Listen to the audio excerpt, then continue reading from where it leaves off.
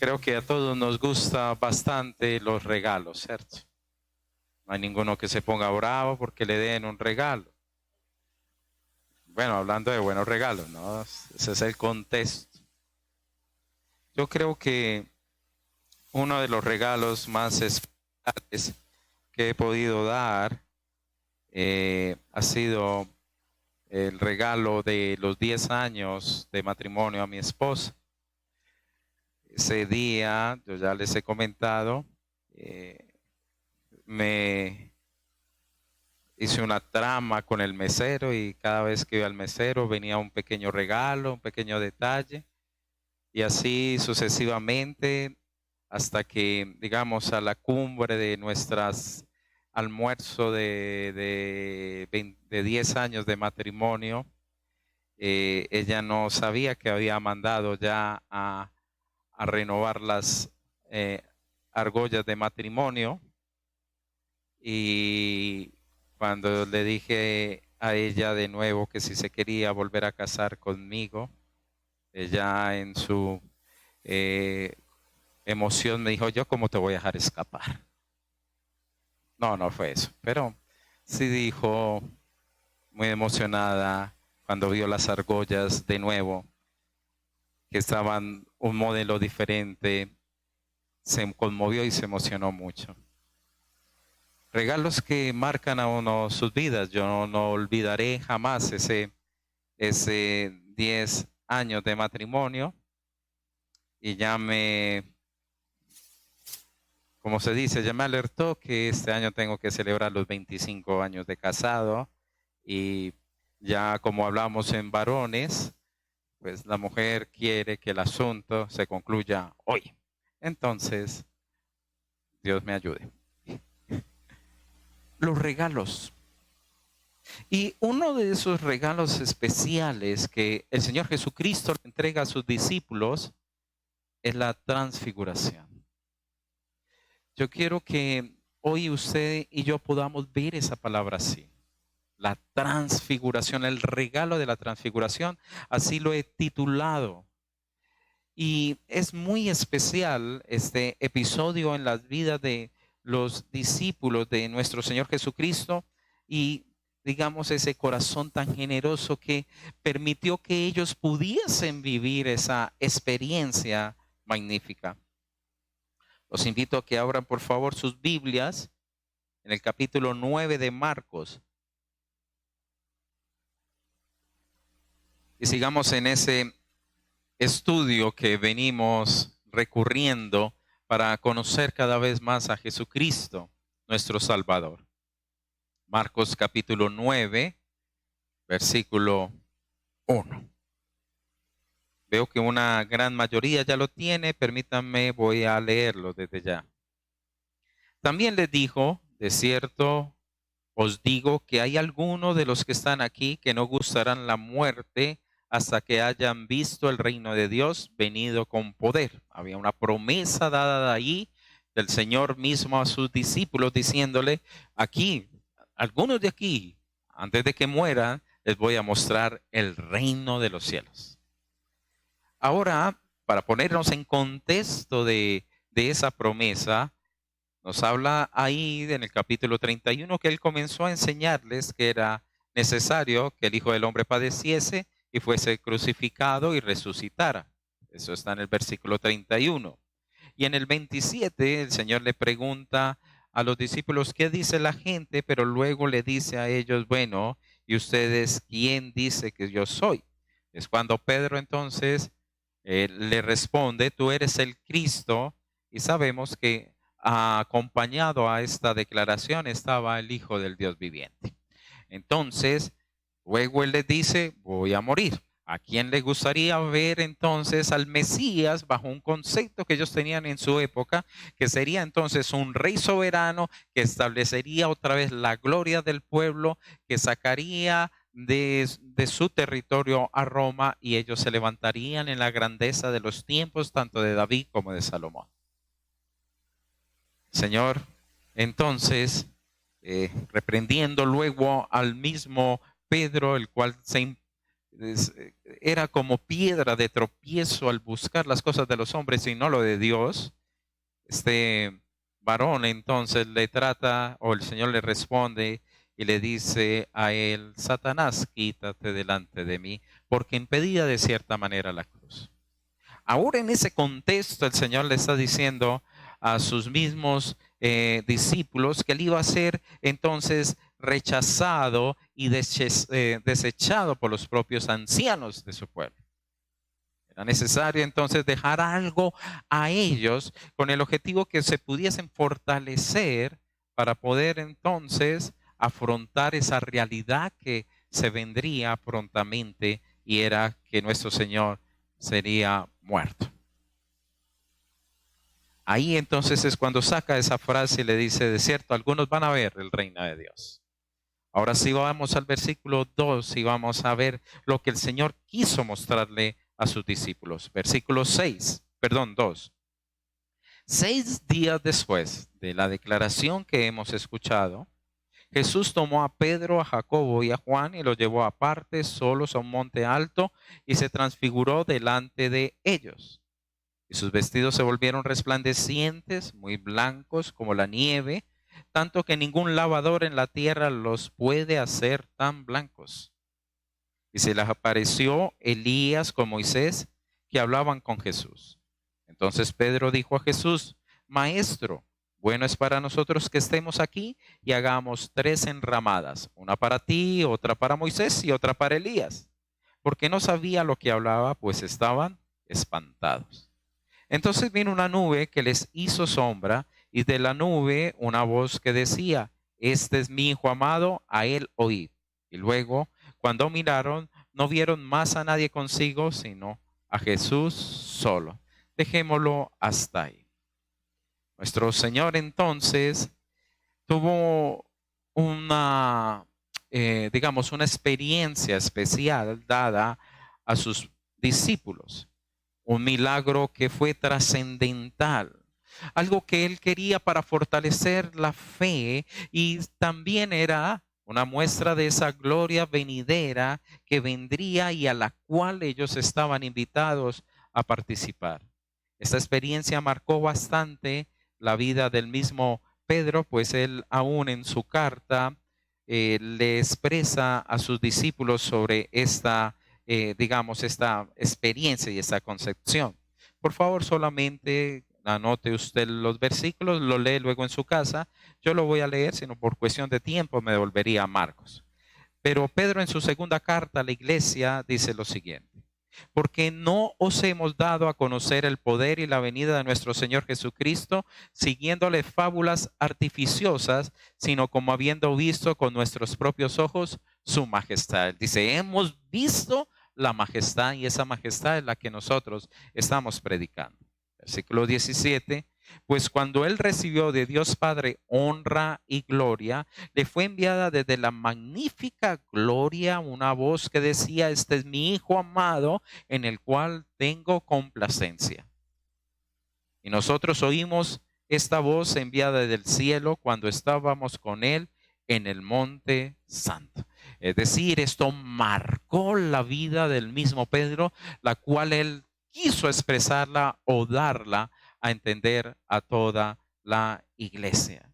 Que no estaba predicando una filosofía, ni estaba predicando una historia. Él estaba predicando realmente aquel que es el resplandor de la gloria de Dios, como el mismo Hebreos lo expresa. Ahora, ¿por qué yo llamo, queridos hermanos, el regalo de la transfiguración? En primera instancia, porque nos muestra al Hijo. Y cuando digo nos muestra, es realmente su esencia, su gloria, su grandeza, su magnificencia. La Biblia dice que 6 días después de que hizo esa declaración, Lucas habla de 8 días, es decir, teniendo en cuenta el mismo día que lo hizo y el día que se transfiguró, para que si de pronto ustedes leen los diferentes 3 evangelios donde aparece esta historia, no lleguen ustedes a confundirse. Marcos dice los 6 días que pasaron, como que no sucedió nada entre que lo dijo y cuando se dio en esos 6 días. A veces nosotros, hermanos, pensamos, Dios no está haciendo nada. No, Él está preparando algo bueno, algo mejor. Y ahí entonces Él invita a 3 hombres que fueron muy íntimos o especiales para Él: Pedro, Jacobo y Juan. Este círculo íntimo fueron los que Dios escogió para que fueran testigos de lo que iba a suceder. Recuerde que la misma palabra pide 2 o 3 testigos en el momento entonces de expresar alguna situación allí. Estos hombres fueron escogidos para ver esa gloria. También fueron escogidos para ver el poder en la resurrección de la hija de Jairo. Y aún Marcos también escribe que ellos fueron los escogidos para acompañar a Jesús en el momento que estaba en Getsemaní y él estaba enfrentando entonces, digamos, ese momento donde estaba rogándole al Señor: pasa de mí esta copa. Y él sabía que debía hacer entonces su voluntad. Luego también el Señor les expresa a ellos la necesidad entonces de que en esa intimidad de poder subir al monte y estar con Él, ellos pudiesen en cierta manera en esa comunión poder ver entonces realmente quién era Jesús, el Jesús con quien ellos anduvieron o andaban en ese momento. La palabra dice que se transfiguró delante de ellos. Y la transfiguración, queridos hermanos, es como para que podamos darnos una idea. Es una, no una transformación que viene de afuera, que me cambia, sino es del interior del Señor, de su interior, entonces salió realmente quién era Él. Pudieron ver el destello de la gloria, de la majestad de nuestro Señor Jesucristo. Algo que Él lo hizo en la intimidad. Porque usted se imagina donde el Señor hubiese caminado en medio de Jerusalén con todo este esplendor. Pues déjeme decirle que aún los mismos romanos hubieran dicho: tú eres Dios, te entregamos Roma y todo. Pero el Señor venía era a conquistar realmente el pecado, a conquistar la muerte, no a reinos de hombres. O luego, cuando Él vuelva, todos los reinos serán entregados. Lo que estoy tratando de decir aquí es que fue en la intimidad de aquellos que le siguen, de aquellos que tienen fe, de aquellos que le buscan en el monte alto, que aquellos que ascienden a tener un encuentro con Él. Él les enseña entonces una realidad mayor que muchos otros no alcanzan a ver. Y es verdad, hermanos. Hay unos que trabajan en la santificación y otros que no. Por eso uno ve la diferencia de personas que crecen con el tiempo. Ahora la salvación es un regalo de Dios, pero la santificación es un trabajo que hace el Espíritu Santo y nosotros estamos involucrados a través de la obediencia. El Señor entonces hace íntimo esa demostración y ese gran milagro ante los ojos de los hombres, pero sí hizo la cruz algo publicitado, algo grande. La transfiguración fue en un monte, la cruz fue en la capital, donde todos le vieran, porque nos estaba mostrando que en ese momento ese era el enfoque, digamos, prioritario, el enfoque que debía cumplirse casi de inmediato.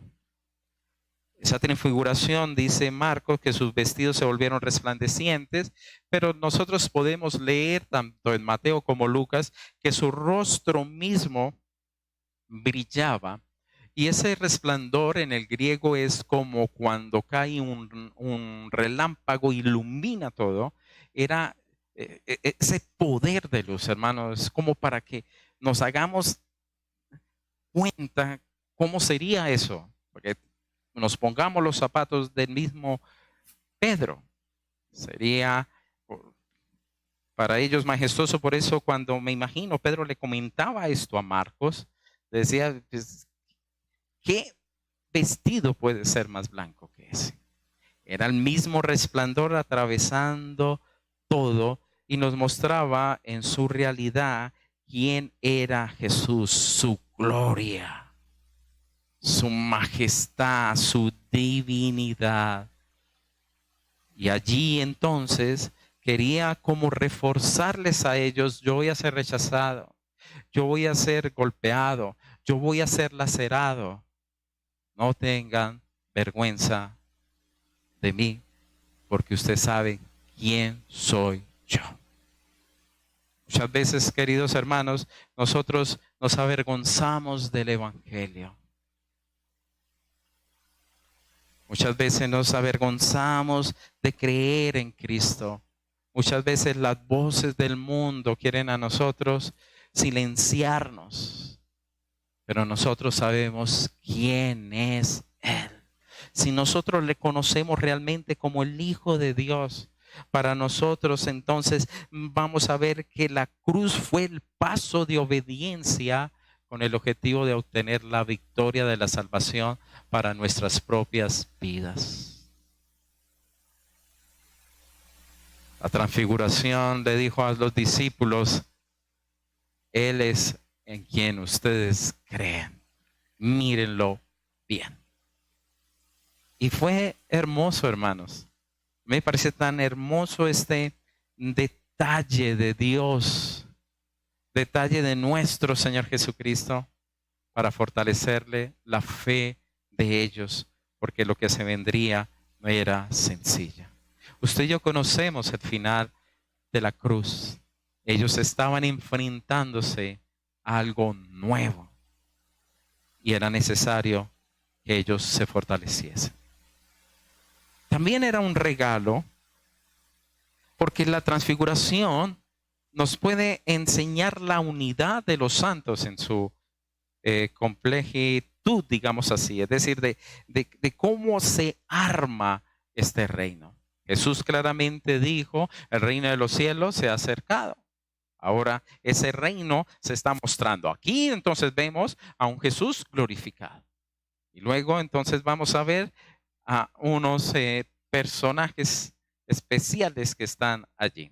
Versículo 4 dice así: y se le apareció Elías con Moisés, que hablaban con Jesús. Entonces eran dos personajes íconos en la religión y en la historia de Israel. Usted se imagina, hermanos, uno ahí, escuchar a uno a Elías hablar.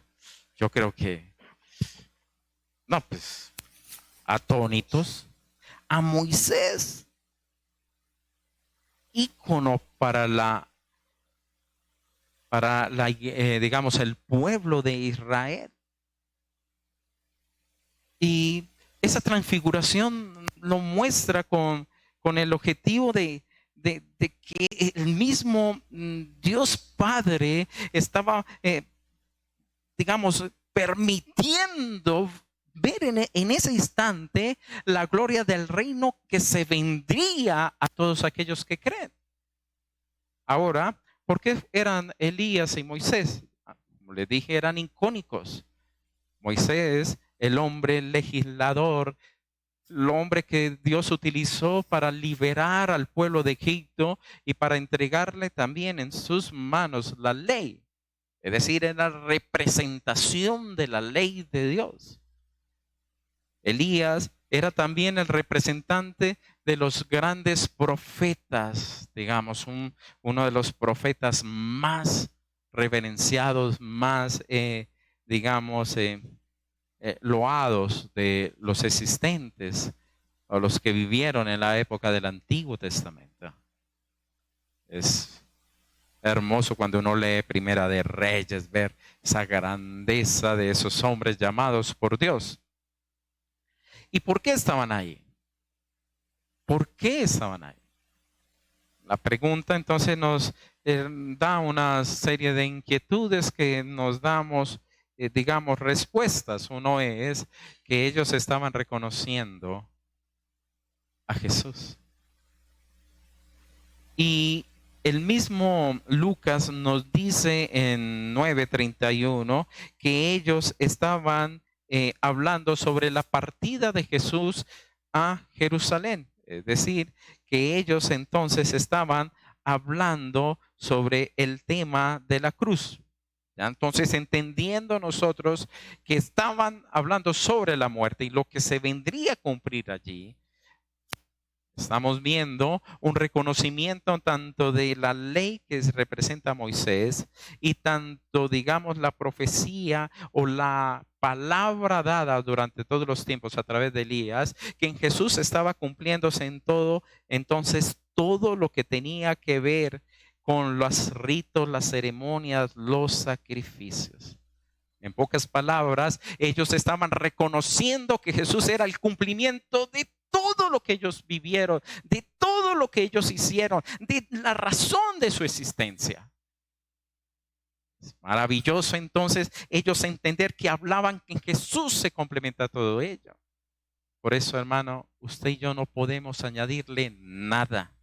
Que usted se tiene que cambiar el nombre a un nombre hebreo. No, Jesús es todo. Que usted tiene que guardar el sábado. No, porque Jesús es todo. Jesús es todo. Él es el cumplimiento de nuestra ley. Él se hizo por nosotros, hermanos, pecadores. Cargó con nuestros pecados y nos ha dado una salvación por gracia.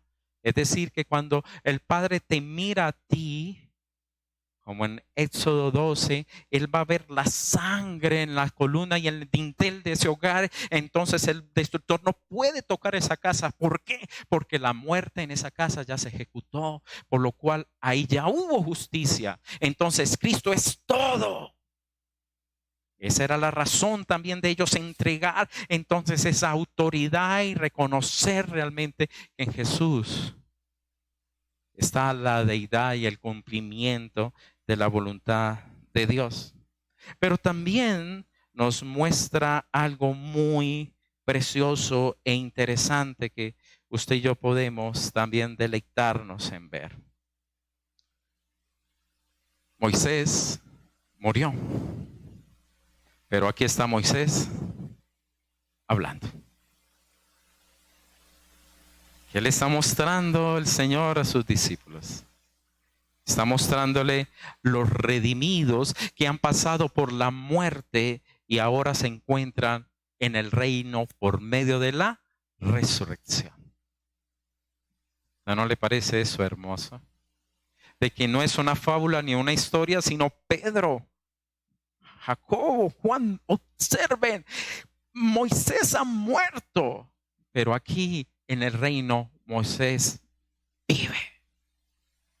Elías fue arrebatado, no conoció la muerte, fue llevado al cielo. Elías también representa a la iglesia que va a ser arrebatada, que no va a pasar por la muerte, que se va a encontrar con el Señor en las nubes. Y podemos incluir a Jacobo, a Pedro y a Juan mismo como la iglesia que está expectante para ser entonces redimida por nuestro Señor Jesucristo. Hermanos, es maravilloso ver cómo en ese instante Él estaba en su esplendor mostrando la grandeza del reino de los cielos, para que nuestra fe como discípulos sea afirmada en momentos de grandes dificultades y de luchas, como muchas veces, queridos hermanos, vamos a vivirlo. Pero Él es el Hijo de Dios, es la fuente de la vida eterna, la fuente del arrebatamiento y la fuente de la redención. Es Él. En tercera instancia, nosotros podemos también observar que la transfiguración nos afirma, es decir, nos establece, nos ubica como cristianos. ¿En qué sentido? Por favor, acompáñeme en el versículo 5. Entonces Pedro dijo a Jesús: Maestro, bueno es para nosotros que estemos aquí y hagamos 3 enramadas, una para ti, otra para Moisés y otra para Elías. Marcos, menos mal, lo deja muy claro y dice, porque no sabían lo que hablaban, porque estaban espantados, atónitos, impactados. Cualquiera, hermano. Y no lo juzguemos tan duro, porque yo creo que donde uno estuviera allá, ¿quién va a querer es que se acabe una experiencia tan maravillosa como esa? Recordemos el pensamiento de ellos de Mesías. En el pueblo estaba que vendría entonces alguien especial y volvería a retomar la grandeza del reino de Israel. Entonces aquí se establecería ya, tenemos a Moisés, tenemos a Elías y Jesús, mejor dicho, adiós romanos, adiós todo. Ahorita va a llegar la lluvia en su tiempo porque Elías ora y establecemos ya las enramadas para que ustedes se queden. Y queridos hermanos, a veces, digamos, nosotros caemos en errores, en errores de apreciación con las manifestaciones de Dios. Nos gusta mucho la moneda, digamos, del poder, la gracia, la soberanía, pero no nos gusta la cara de la moneda de la cruz, la muerte, el padecimiento y el dolor. Nos gusta más la enramada de donde somos prosperados, bendecidos y en victoria. Y se nos olvida que la cruz era necesaria. Pablo reconoce claramente que la corona viene después de la cruz. La corona que me está esperando, dice, corrido viene, peleé bien, hay una corona no solo para mí, sino para todos. Pero muchos quieren corona sin cruz. Y queridos hermanos, eso se da muchas veces porque queremos establecer el reino de los cielos a mi manera. Hay un grave peligro con las doctrinas actuales. Muchas vienen a través de la contaminación de la cientología a la iglesia cristiana y el movimiento de la unión, que vienen desde 1800, los finales de 1800 y los primeros 50 años de 1900, por unos predicadores. Ellos metieron toda esta cuestión del pensamiento positivo y muchas de las cosas de la nueva era. Entonces, por eso usted ve un movimiento actual de la iglesia que dice que estamos en el periodo del gobierno de la iglesia. Y es mentira, estamos en los tiempos de la dispensación de la gracia. Por eso muchas de esas iglesias dicen, yo ordeno, yo digo, yo tal cosa, yo lo otro. ¿Por qué? Porque ellos quieren establecer los cielos en la tierra. Ellos quieren, queridos hermanos, vivir aquí en la tierra como si fuera el cielo. Por eso es que hay mucho cristiano que le tiene el miedo a la muerte, hermanos, porque piensan que esto realmente es el cielo y no el cielo, el habitar en la eternidad con Él. No me acuerdo si fue Adam Clark o Matthew Henry, pero alguno de estos hombres escribió lo siguiente. Yo lo copié y me da tristeza no haber colocado el nombre del autor. Pero este hombre decía lo siguiente: tener el cielo en la tierra sería un grave error. Y todo el mundo ahorita que quiere, carro, casa, beca, prosperidad, victoria, y se me olvidó la otra palabra. Y él dice sería un grave error, ya que no desearíamos el cielo verdadero. ya no querríamos el cielo real y de verdad. Ahora, hermano, no es que está predicándole usted tiene que entonces ser miserable, vivir enllagado. No, no, no, no. Lo que estoy tratando de decir es que nos ubicamos realmente donde estamos, donde estamos. Por eso Pedro dijo claramente, somos peregrinos y extranjeros. Mi nacionalidad, mi ciudadanía realmente está en los cielos, esa nueva Jerusalén, la cual anhelamos y queremos.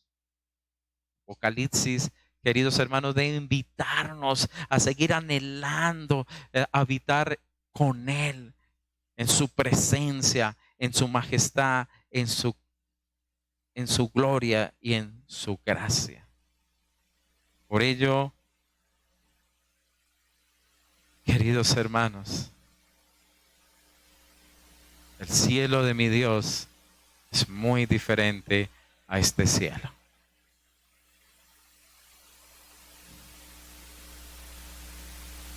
Predicar la cruz para muchas iglesias no es nada llamativo porque ofende. Una hermana nos comentaba que ha invitado a personas a venirse a congregar y ella les decía, no, hermano, es que yo no quiero ir allá porque es que ya es muy duro, eso es muy difícil allá. Hermano, es que el camino es solamente uno, es Jesús. Y como dijo Pablo, y si predico a Cristo, lo predico crucificado. Todo lo que era para mí un galardón, en pocas palabras, ¿qué dijo Pablo? Lo he tomado como basura con el fin de ganar a Cristo. Queridos hermanos, nos ubica. La transfiguración nos muestra. Aquel que sus ojos son como llamas de fuego. No necesita luz para ver porque Él mismo tiene luz. De su boca sale una espada de doble filo tan aguda que solamente con el aliento de su boca matará a sus enemigos. Eso dice la palabra. Sus pies son bronce bruñido. Su cabeza viene con diademas que tienen la significancia de que es el Señor de todos los reinos. Él es nuestro anhelado, Él es nuestra esperanza. No necesitaremos de sol alguno porque Él mismo, su misma gloria nos va a iluminar. Usted y yo no nos imaginamos a lo que nos vamos a encontrar. Pero déjame decirte que Pablo, al cual no se le permitió hablar lo que vio en el cielo, dijo a la iglesia, para mí el morir es ganancia, es ganancia. Queridos hermanos, tenemos que seguir a Cristo y no hay corona sin cruz. Por eso, el testimonio del Padre, que sería el cuarto punto de la transfiguración, como regalo, corrige nuestras miradas equivocadas. El versículo 7 dice así: una nube vino, les hizo sombra y desde una nube una voz que decía, este es mi hijo amado, a él oíd.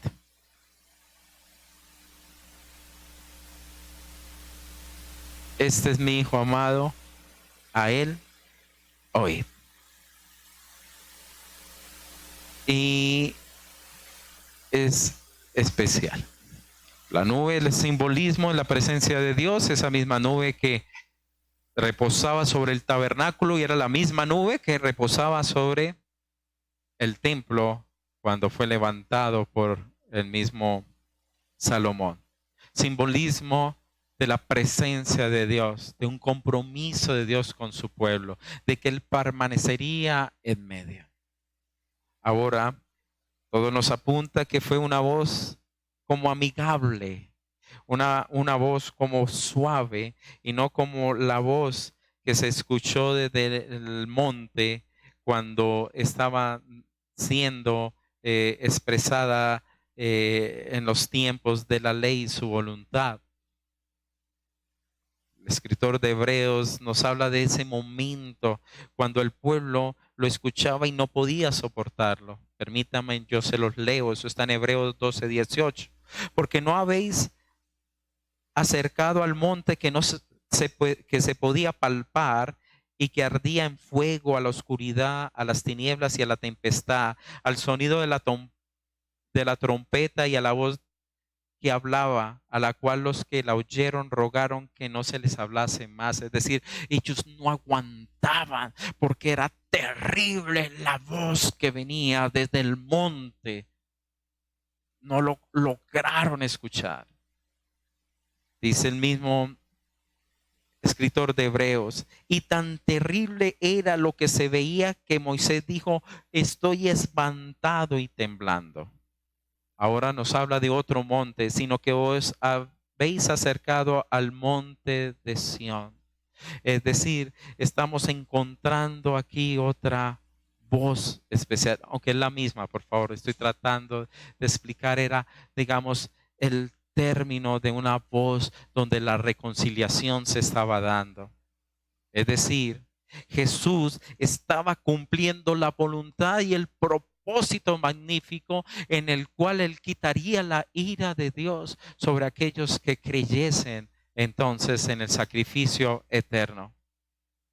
Segunda de Corintios 5:19 dice que Jesús estaba reconciliando en Él al mundo para con Dios. Timoteo nos dice, Él es el único intercesor entre Dios y los hombres, es el único mediador que usted y yo podemos tener. Por lo cual, queridos hermanos, nosotros podemos descansar que en Jesús, en Jesús, en Jesús tenemos la gracia de Dios. Veré la sangre y no dejaré que el destructor entre en la casa. Sin Jesús no es posible la gracia más soberana que venga de Dios. Todos los hombres bebemos de la gracia de Dios. El sol sale todos los días, hay lluvia para todos, pero la salvación solamente es en la sangre de Jesús y esa gracia solamente es por Él. Esa misma voz del Padre que les permite a ellos encontrar una realidad y decirle no, por ahí no es el camino. El camino es mi hijo, a Él seguirle. Y también esa palabra que diga, este es mi hijo amado en quien tengo complacencia, nos recuerda de esa expresión que hubo anteriormente. No sé si usted ya la ha podido relacionar, pero tiene que ver con la misma voz del bautismo, ¿cierto? Y cuando un hebreo o en la escritura hebrea, usted encuentra que 2 veces se dice lo mismo, es un énfasis. De cierto os digo, este es mi hijo amado, en quien tengo complacencia, este es mi hijo amado, en quien tengo complacencia. Uno, por el bautismo que él hizo en obediencia y como ejemplo para todos nosotros en las aguas del río Jordán, pero ahora era un nuevo bautismo en el cual él se profundizaría y era la cruz, su sangre derramada. Aquí entonces nos da la apertura en la cual el Señor podría ser reconciliado, o nosotros mejor, reconciliados para con Dios. Mi hijo amado también nos da una diferenciación en quién era Moisés y quién es Elías. Ellos siervos, pero Jesús es su hijo. No un ángel como dicen los testigos de Jehová. Él es el unigénito, el único Hijo de Dios. Por eso nosotros, queridos hermanos, en Él podemos disfrutar de esta realidad, que Él es nuestro mayor enfoque. Cuando Él le dice, este es mi Hijo amado, es a Él que ustedes deben oír. Es a Él en la centralidad de lo que usted y yo debemos escuchar. Y sí, la palabra habla que el Señor enviaba a Miguel a hablar, enviaba a Gabriel y el Señor envía ángeles.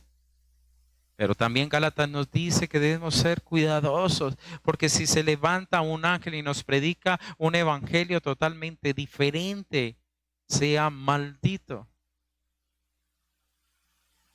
Juan, cuando se iba a postrar a adorar, el ángel que le estaba mostrando esas revelaciones que usted y yo leemos en Apocalipsis, él le dice, no, adora a Jesús, a Él. Él es el espíritu de la profecía, es decir, la razón de la palabra, la razón de lo que se mostraba es Jesús mismo. Y el mismo escritor de Hebreos nos dice que antes nos hablaba a través de los profetas y de muchas maneras, pero ahora es a Cristo el que usted y yo debemos oír. Es la centralidad para todo discípulo. Me da mucho temor cuando se ha fundamentado tanto movimiento a través de revelaciones dadas por ángeles o encuentros con X y con Y. Dios es soberano, Dios es Dios, pero hay un orden y Él nos ha dado ahora una nueva demanda y es a Él oíd. ¿A quién? A Jesús. Él es nuestra fuente. ¿Cuántos no se librarían de caer en falsas doctrinas por esto? Un ángel me dijo, entonces comencé a trabajar en el Evangelio. Un ángel, hermano, cuando uno ya lee esto, uno ya se inquieta. Ahorita Dios es soberano, pero veo que cuando Dios da una orden, esa orden es supremamente clara. Luego dice el versículo 8,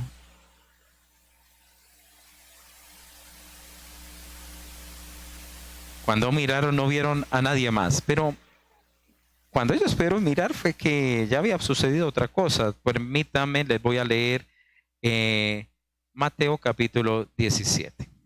Cuando ellos escuchan esa voz, Mateo entonces escribe, al oír esto los discípulos se postraron sobre sus rostros y tuvieron gran temor. Versículo 7.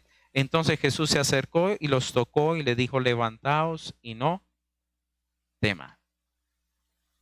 Cuando oyeron esa voz del cielo, cayeron estos hombres postrados. La magnificencia de la voz de Dios Padre allí. Y cuando se levantaron, no vieron a nadie más sino a Jesús. Y, hermanos, esa es la realidad.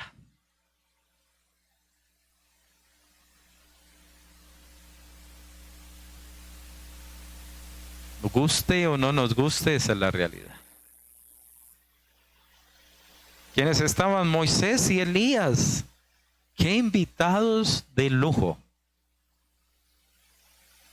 Pero ellos ya no estaban. Y en nuestras vidas vamos a vivir experiencias iguales. Se van a ir aquellos que han sido para nosotros relevantes y amados. Se va a ir algún día, sé que voy a partir. Algún día mi doña va a partir. Esperamos en el orden de Dios que yo sea primero, para que ella sea la que sufra y yo ya arribo. Se va a ir un hijo suyo. Se va a ir su papá o su mamá. Se va a ir su mentor algún día. Esa es una ley. Pues vamos a ir. Pero el único que no se va es Jesús. Por eso a Él oíd.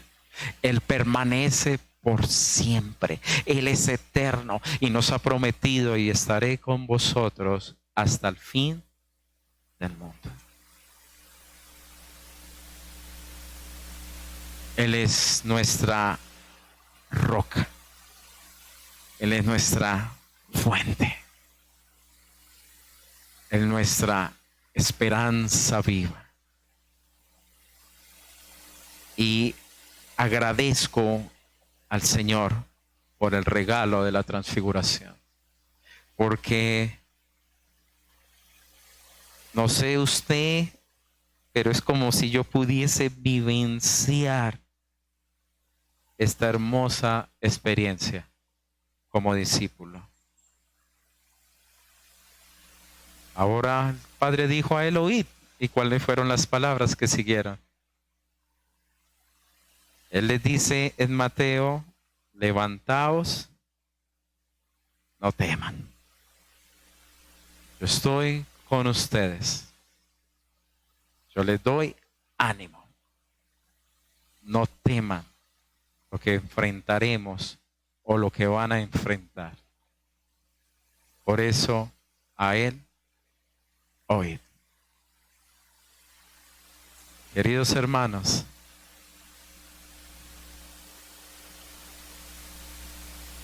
la transfiguración nos muestra un corazón tan hermoso de nuestro Señor Jesucristo y del Padre de los cielos. No sé si ustedes alcanzan a ver esa preocupación preciosa y santa de que usted y yo seamos cada vez confirmados en su voluntad. El Señor Jesús pudo haber seguido y completar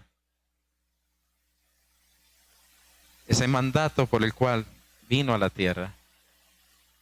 Pero en su soberanía y en su sabiduría nos mostró realmente lo que usted a mí nos espera. Los que mueren en Él serán resucitados. Si usted cree en Jesús y cuando Él venga está vivo, usted será arrebatado como en Elías. Y si usted es del pueblo, por ejemplo, que estarían ahí estos tres que representan al Israel, no al Israel espiritual, al Israel, que va a ser luego redimido. Usted y yo nos encontraremos con Él en los cielos si estamos para el arrebatamiento. Si hemos muerto, hermanos, le vamos a ganar a los que estén vivos, porque primero son los resucitan los que estemos en Él. Ese es mi Cristo, ese es mi Jesús. Esa grandeza y esa magnificencia tomó forma de semejanza de hombre para morir en una cruz. Vimos al unigénito, Hijo del Padre, lleno de gracia, de gloria. Podríamos volver a retomar la pregunta de Jesús: ¿quién dice usted que soy yo?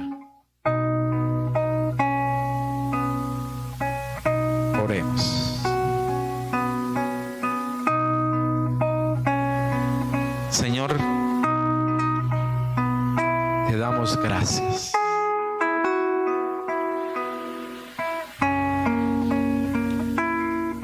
Nos diste la salvación, el regalo más